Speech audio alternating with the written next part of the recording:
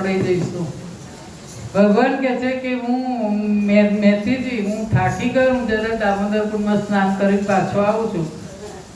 એમ કરીને ભાગ્યા અને નરસિંહ મહેતા ઘેર આવ્યા તો કહે છે કે કેમ તપેલી લઈ તમે તો નાહવા ગયા હતા? કે ના ના હું તો કેમ ઘી લેવા નતો તે મોકલ્યો, દામોદર કુંડમાં સ્નાન કરવા હું નથી ગયો, તમે આવ્યા હતા.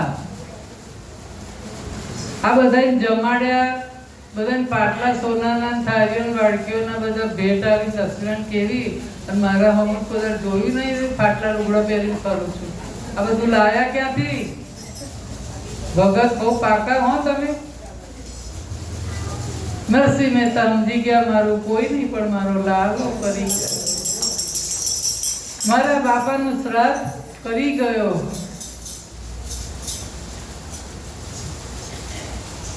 કઈ ગયા તો કે દામોદર કુંડે સ્નાન કરવા દોડ્યા છે, પણ હાથમાં આવે ને એ કાળીઓ. ઘેર આવીને ખૂબ રડે છે કે ભગવાન તમે મારી પત્ની સાથે રહીને આટલા બધા કામ કર્યા, એમની જોડે બેસીને પિંડદાન બધું કર્યું, હું કેવો અભાગ્યો કે મને તમારા દર્શન ના થયા. અને ભગવાનને પ્રાર્થના કરે, ભગવાનને પુકાર કરે, શ્રી શ્યામ પિયા રે આ જાઓ, मेरा छोटा सा संसार, हरि आ जाओ एक बार, हरि आ जाओ, हरि आ जाओ, मेरा श्री वैष्णव परिवार, हरि आ जाओ एक बार. प्रभु દોડ્યા છે, કારણ કે વચન આપ્યું તું જ્યારે તું યાદ કરીશ શરમાઈશ. પ્રભુ આવ્યા સાથે કે એકલા ના આવતો, લક્ષ્મીજીને લઈને આવજો. લક્ષ્મીજીને લઈને આવ્યા છે. અને તોય નરસિંહ મહેતા કે પ્રભુ તમે આવ્યા, લક્ષ્મીજી આવ્યા, અને આપણે ચારે સાથે બેસીને જમીને મારો ભય રહી જાય તમારા દર્શન કર્યા વિના. ભલે ગમે તેવો તોય મારો ભાઈ છે. પ્રભુએ કહ્યું ભલે બોલાવો. આ બાજુ લક્ષ્મીજી, ભગવાન, નરસિંહ મહેતા, માણેક મેથી, બંસીધર અને દુરિત ગૌરી 6 જણ સાથે જમવા બેઠા છે. વિચારો તો ખરા કેવું શ્રાદ્ધ કર્યું ભગવાને. શ્રાદ્ધ કર્યું તો શ્રદ્ધાથી કર્યું હતું, એટલે ખબર છે કે કશું જ નથી આપણી પાસે તો શ્રદ્ધાથી કર્યું. એટલે શ્રાદ્ધ કરો તો શ્રદ્ધાથી કરવું.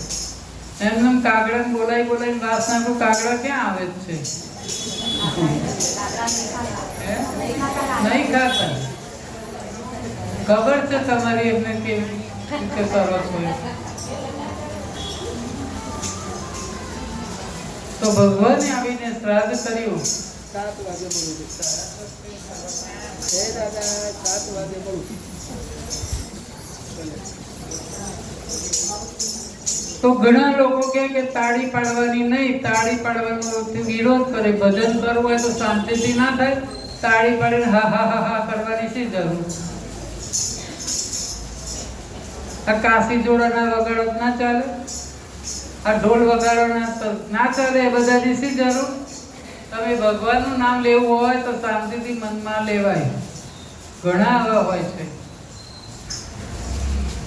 ભગવાનનું નામ ઉચ્ચ સ્વરે ને તાળી પાડીને લેવાથી 2 ફાયદા થાય. મનમાં ભગવાનનું નામ લેવાથી માત્ર પોતાનું જ કલ્યાણ થાય, પણ આ તાલી પડે, જે ઢોલકા વાગે ને ત્યારે બધા દોડીને આવે. એ રાત જોવો કે ક્યારે ગણપતિની જય બોલાય અને ઢોલ વાગે પછી જઈએ.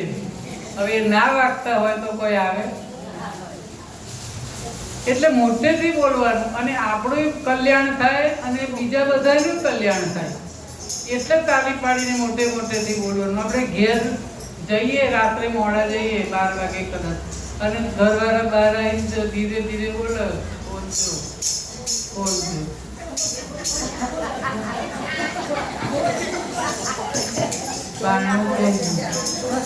બારણું બોલજો બોલે. અને મારી કોઈ ઊંઘણથી બહુ હોય, પાતળા ઓરડા ઊંઘ્યા હોય, ઊંઘ્યા પછી તો કોઈ બંધ હોય નહીં, એવા હોય કુંભકરણ જેવા, તો પેલો બાયણું બોલે, ખખડાવે એટલું જોરથી, સાંકળ ખખડાવે, પાડોશ વાળા ભેગા થાય, બસ ધીમે રહીને ઉઠે.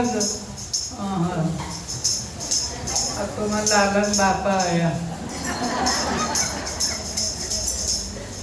તે જોરથી સાંકળ ખખડાઈ અને બૂમો પાડી ત્યારે સાંભળ્યું. એમ આપણે તાળી પાડી અને મોટેથી ઢોલ બોલ વગાડીએ તો ભગવાનને સંભળાય. અને અત્યારે તો પાછું ચતુર્માસ ચાલે છે એટલે પાતાળમાં છે, ઊંઘમાંથી જગાડવાના નહીં એમને. 4 મહિના એ આરામ કરે છે અને બધું શિવજીનું આપીને ગયા છે.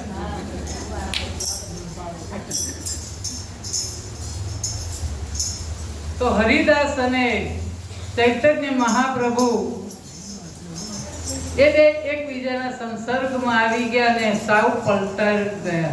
આ વાત કેટલાક કટ્ટર મુસ્લિમ બિરાદરોને ખૂંચી હરિદાસને ખરાબ કરવાના ઈરાદે વેશ્યાને હરિદાસની પર્ણકુટી પર મોકલી. હરિદાસ તો ભગવત સ્મરણમાં તલ્લીન હતા. વેશ્યાને થયું કે નામ જાપ પૂરા કરે ને